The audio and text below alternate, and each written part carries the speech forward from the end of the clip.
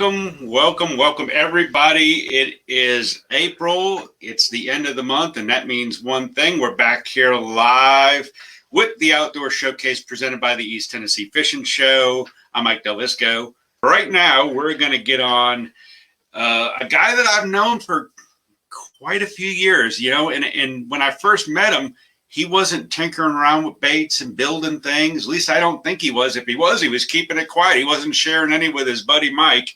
And he's been up here to the house, and we've talked about bass fishing and electronics and all kinds of things. And he goes back farther than I go in this sport.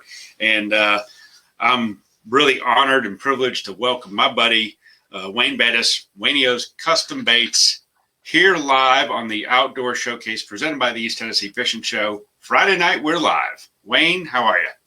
If I was any better, Mike, I just don't really know what I would do. I'm doing great. We got through the bad weather last night here. I'm in Camp Creek, Tennessee, and 15 years ago, we had a major tornado come through our hometown, or our home community rather, and devastated 114 homes. So every time I see this weather, it always concerns me, and I think we all need to remember our friends and fellow fishermen and all the citizens down in Alabama and Georgia. It's very special to me now since I actually lived through it. Absolutely, and this is the time of year when that stuff comes up, and you need to just be aware of it, not from just a fishing standpoint, but, from everything. So that's for sure. Yeah, absolutely. But great to have you on. I know we've talked about this, and it's finally here. We're live. I want to see what you got. I'm sitting here looking at your website right now, and I'm looking at the shop page, and I see I can't count how many baits that you make. And I guess for people that are new to your baits, you have your own series of baits, but do you also custom paint stuff? Like if some guy comes to you with a handful of these or a box full of those, will you paint those baits too, or are you strictly focusing on your own baits? Well, years ago when I first started, Mike, I did do some custom painting, and on a very rare occasion, I'll do that now, but it requires a tremendous amount of work to redo a bait. Take a lot of pride in what I do, and if I can't get it really neat, I just don't want to do it. It's easy to just spray over the top of something, but that don't mean it'll last. It may look good for a little while, so I got away from doing custom painting on other people's lures, but I still do custom painting on my blanks or on the customer's blanks if they have them. Cool, and I think that's a good distinction to make too, because we want people to come in there and see what you've got for your baits, and you've got a ton of them.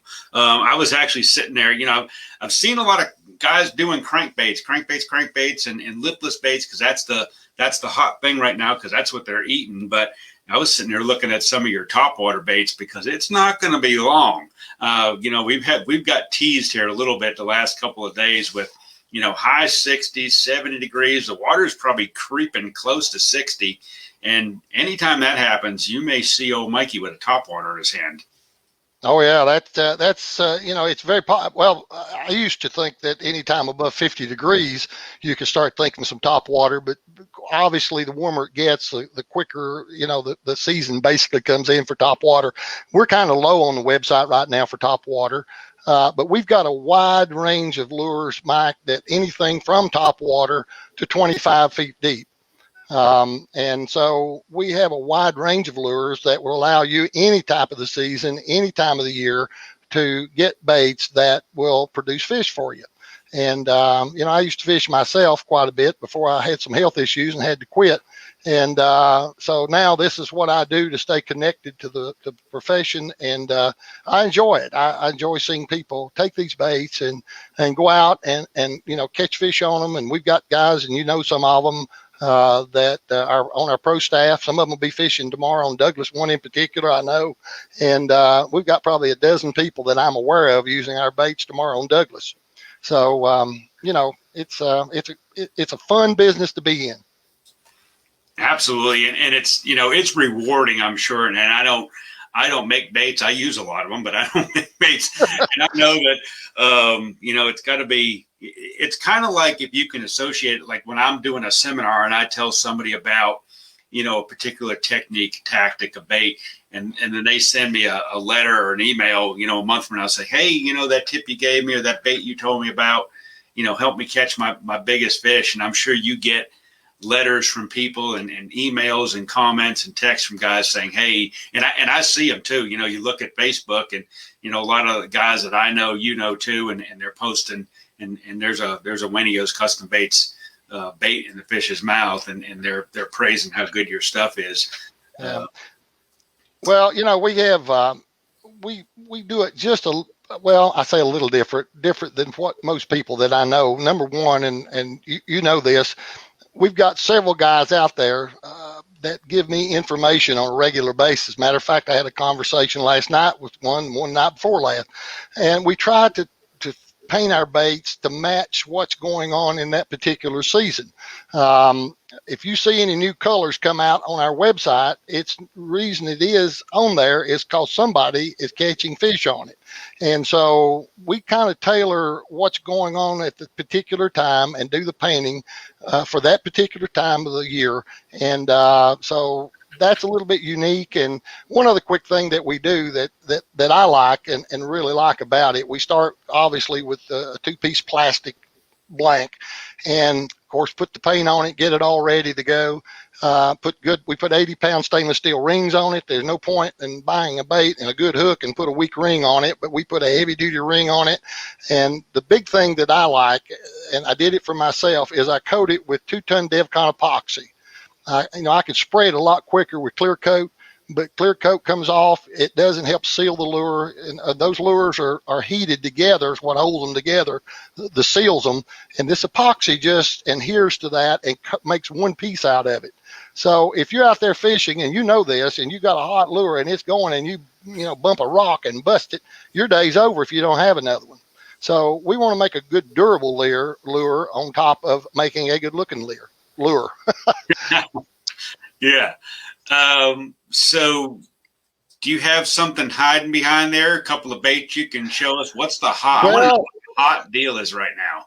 I've got about 1,000 down in the shop, but I've got a couple here that we just finished up. I'll tell you real quick, and you know this, but some people I'm sure that hasn't seen anybody do custom painting don't really understand how it works, but I'm going to hold up. This is what I start with. It's a clear piece of plastic.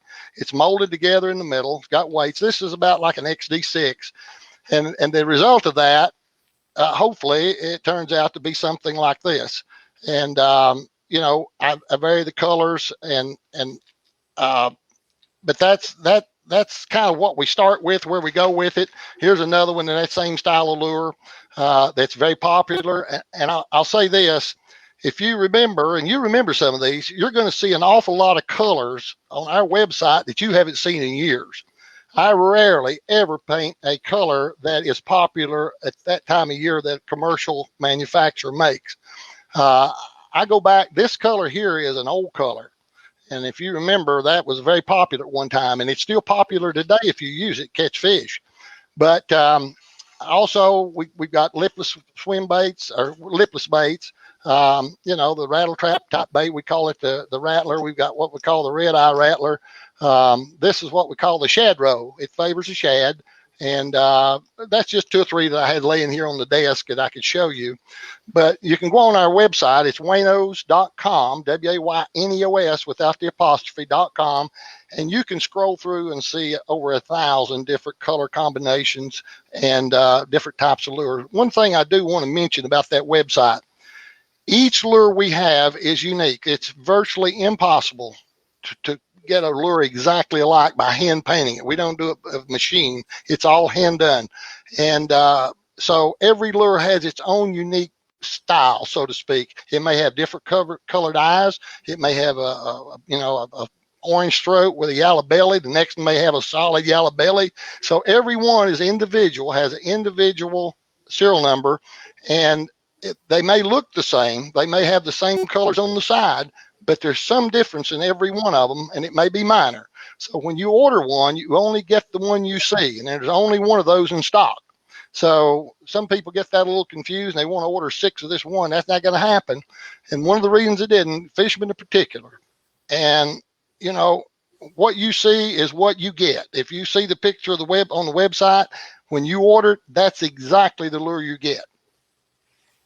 Cool. That's awesome stuff for people to know. And I think that's pretty cool too, because you know as well as I do, you'll get one that's, and I don't know why, you know, a bass reacts to a certain color or just certain things in a certain way, but you know, you'll get one bait that is kind of unique and it's got one little variation, and that's the one that, and I don't know if it's confidence for the guy throwing it. I think that might be more the case, that, you know, oh, this bait's got, you know, just a little bit darker chartreuse or a little bit more of this and a little bit less of that. And that's the one that I like. And you know, so, but that's cool that, you know, you get one that's, you know, kind of unique to itself. And I think that's a big plus in your baits. It is. And it again, it is unique in a way that some of them you couldn't tell the difference by looking at them. But when I get to painting these things, I may paint 3 exactly alike. I said, man, I'm going to put an orange throat on this one in place of a yellow throat.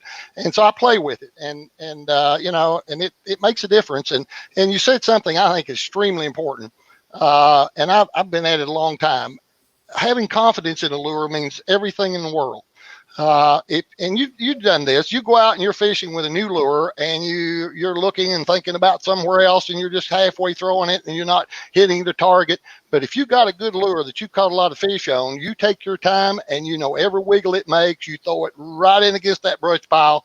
You work at it, and that's why you catch fish. So confidence is a big thing, and that's why we have resale.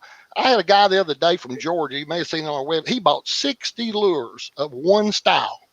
Yeah, and I thought, what in the world you going to do?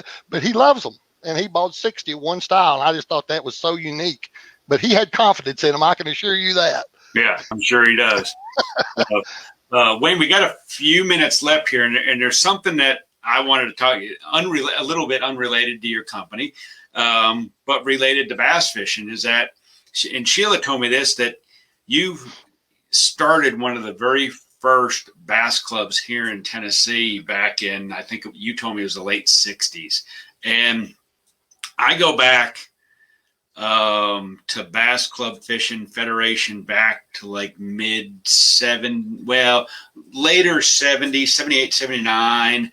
And then fished my first invitational, Bassmaster Invitational, in 1981 or 82.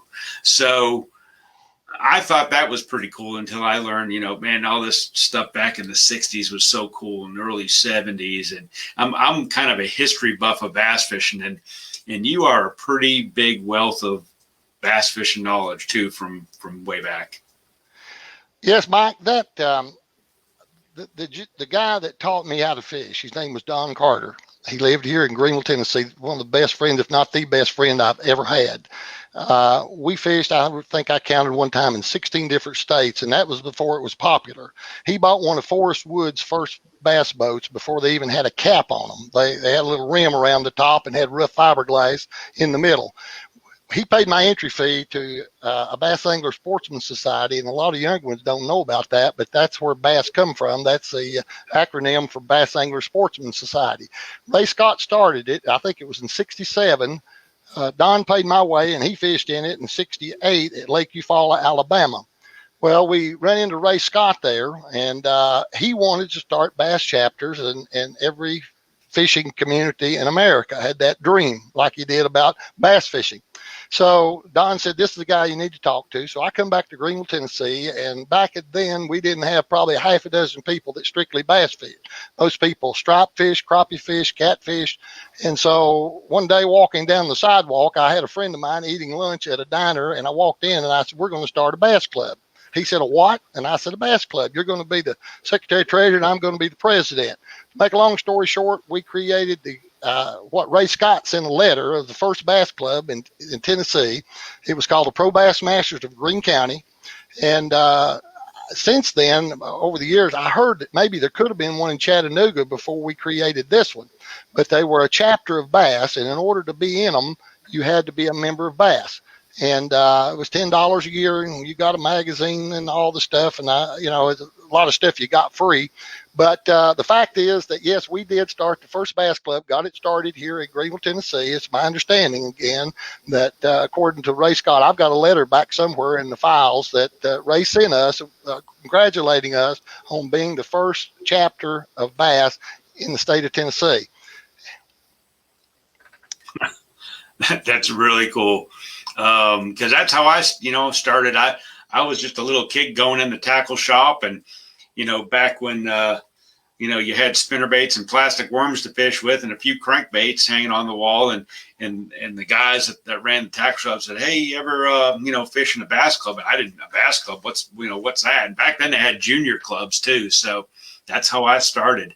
Got in the junior club and learned from those guys and graduated into the adult club, and then one of those guys got me to drag me along to fish an invitational, and 40 years later I'm still doing it. So that's really cool. And it's just that history of the sport. I think a lot of the younger kids need to know that, and I do run into quite a few of them that are interested in that, but with YouTube and the internet and all this other stuff now, it's that whole attention span thing. Looking at the old stuff is really cool, I think. It is, and the history, one of the most amazing things to me, and I used to own Tennessee Valley Marine here in Greenville, Tennessee, which is a marine dealer, and I had Evinrude motors and skeeter boats and so on and so forth, just like Sheila's doing now. But it had grown so much to the point that I was able to open that business up back in the late 70s. And then since then, it's grown. I got $8,000 worth of electronics on my boat I put on about 3 years ago, and they're already outdated. I mean, they really are. And there's so much going on in the business now, and high school clubs and college clubs. But the beauty of the whole thing is this, and this lure business I do, it's a hobby. I don't do it for the money as much as I do for the relaxation. But the fact is that I am so pleased to see this happen because it's keeping kids out of trouble. And I would much rather have my child. I told a neighbor one day, I said, I think it's the finest sport you can get a child in because they learn discipline. They learn they got to do their homework before they go. They got to learn about their equipment. And when they get out on the water, it's them and the fish. They don't have to compete against anyone or anybody and make them mad under that old big bass. And so I think it's a wonderful sport. I really do. And I'm so proud to be a part of it.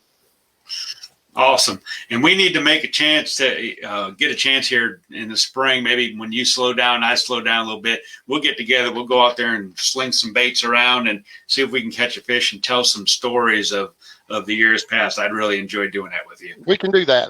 I'll tell you one quick one before we go. When we went to Eufaula, we ran into, and I talked to Jimmy Houston about this one day. We had Stan Sloan and Bill Adar, which owns Oro Bait Company, was selling spinner baits out of the back of a pickup truck. And Johnny Morris was there in a station wagon selling baits. Now, that's before we had all the Walmarts and all the Bass Pro Shops and all that stuff. So that's how far they've come since those days. So anyway, we'll talk about that in depth someday.